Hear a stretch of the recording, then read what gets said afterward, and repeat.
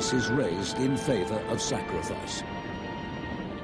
Admiral Onishi, who for months has called for the reinforcement of Saipan, is acutely aware of the shortage of skilled pilots. Despite this, he believes that Japanese aircraft can still be a potent force. For Onishi, there are two sorts of airmen in the world, the winners and the losers. If a pilot facing a ship or plane exhausts all his resources, then he still has one left, the plane as a part of himself, a superb weapon.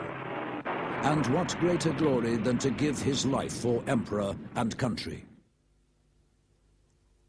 These words are lost in the corridors of Tokyo, and so Onishi makes a journey to the imperial palace to present an appeal to the emperor in person. He is turned away by the palace guards when the nature of his mission is revealed, and he returns to his duties.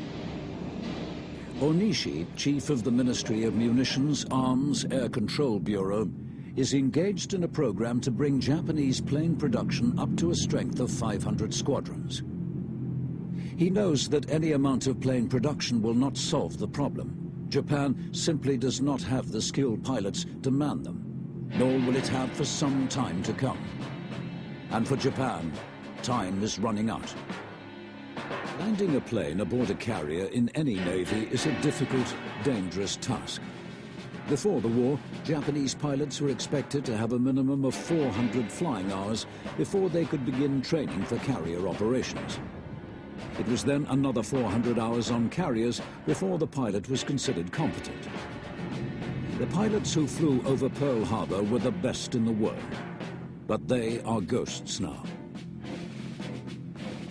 Since 1942, the Japanese have been forced to cut back their flight training program to the extent where they give practically no training in aerobatics or combat technique, and little in navigation or dead reckoning.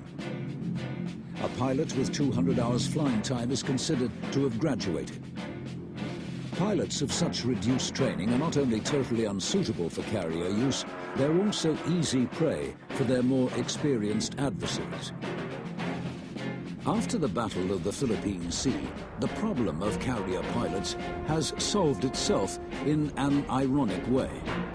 Most of Japan's great carrier fleet now rests on the ocean floor, and the Allied advances have pushed Japanese troops back to a line of islands which extend south from the mainland to the Philippines. For Japan, these islands will now become unsinkable carriers. As for those carriers remaining afloat, Onishi argues that as there is little hope of replacing their air crews, these and the rest of Japan's fleet have therefore become redundant. There are those in the Japanese Admiralty who are not convinced. They believe that with intensive training, these new young graduates can quickly adapt to carrier flying.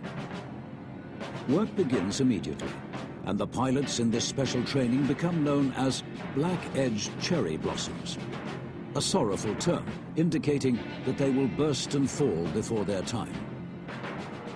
In a matter of weeks, the scheme proves hopeless, the casualty rate amongst the trainees far outweighing the progress made.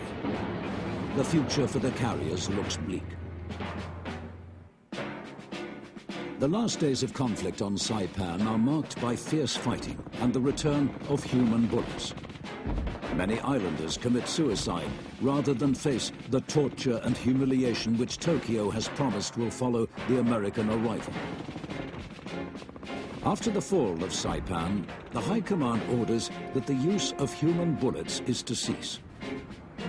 The Japanese are now faced with the greater threat of US bombers stationed on Saipan. The US fleet advances towards the Philippines in the next phase of their Pacific campaign. For weeks, Admiral Terioka, commander of the 1st Air Fleet in the Philippines, has been rejecting suggestions from a Rear Admiral Arima that a suicide strike by 24 aircraft against the advancing US fleet could change the whole course of the war. Arima, influenced by the rhetoric of Admiral Onishi, argues that these desperate times require desperate measures. It is mid-October, and the Japanese have lost more than 5,000 pilots since the start of the year. Admiral Terioka opposes suggestions of special attack because he will not permit the slaughter of his men.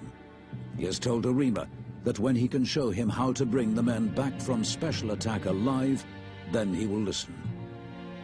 Terioka is weary of war and can see no point in further suffering. As the Americans make ready their next great naval offensive, so too the Japanese prepare another decisive operation to bring the American advance to a halt. Operation Shoal is a three-pronged naval attack against the US assault fleet. The Japanese will employ all available forces except their carriers. The carriers will be used as a sacrificial decoy to draw the US carrier force and her aircraft into conflict far away from the rest of the fleet. It is hoped that this will allow the Japanese surface ships to engage without being attacked from the air. The operation requires a leader of great conviction. Admiral Onishi, advocate of supreme sacrifice, is sent to the Philippines to replace the war-weary Terioka. He arrives only hours too late to witness Arima's own supreme sacrifice. Once in the Philippines, Onishi finds that he has scarcely more than 100 planes with which to launch his strike. Some of the US fleet carriers will each have aboard more than 100 combat aircraft, and with them veteran pilots. On the 18th of October, US carrier-based planes attacked Japanese-held airfields at Clark Field, Negros, Cebu, and Mabalcat, causing extensive damage. In the evening, Onishi sends out a coded message signaling the start of Operation Shoal. The next afternoon, Onishi is to meet with Captain Yamamoto of the 201st Air Group.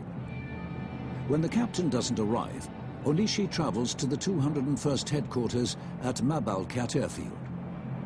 The 201st are considered to be one of the best Japanese units still in service, and some of their pilots have previously used ramming techniques against American bombers. In the absence of their commander, Onishi outlines the vital role for aircraft in the Shoal operation and the ideal methods of attack against the enemy carriers. Onishi's methods are dependent upon the pilots being highly skilled in combat. There are few, if any, pilots left in the entire Japanese forces skilled enough for this mission.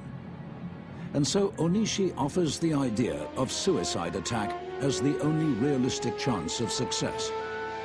Onishi cannot order a special attack. The men must make the decision for themselves. With Captain Yamamoto still absent from the base, Onishi presses his deputy, Commander Tamai, to put the proposal to the men. Tamai agrees on the condition that those who volunteer may form a new unit with their own name. Fighting over the previous months has taken a heavy toll on the 201st, and those surviving are in a state of constant tension. In present conditions, few of them expect to survive the war. The enemy is fast approaching. The danger to their homeland growing by the hour, the fate of Japan may rest with them.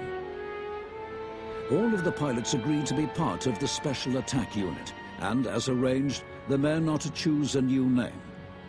An officer with the group suggests a title befitting men who will deliver their country from its aggressors. Shimpu, whose two characters in Chinese mean God and wind. All present know this means the winds which sank the Mongol fleet, divine winds, known to them by a different name, Kamikaze.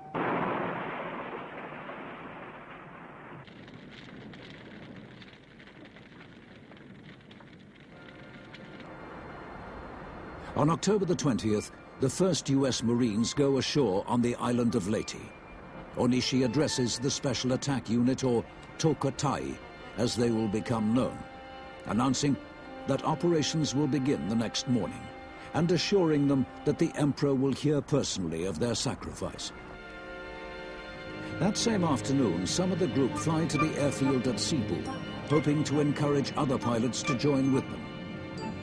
The men of Cebu choose to follow their comrades as Tokutai. While on the beaches of Leyte, the US Marines are as yet little disturbed by enemy aircraft. On October the 21st, the first of the Kamikaze take off for glory. Unable to find their targets, they return only to have their planes attacked on the ground by US fighters.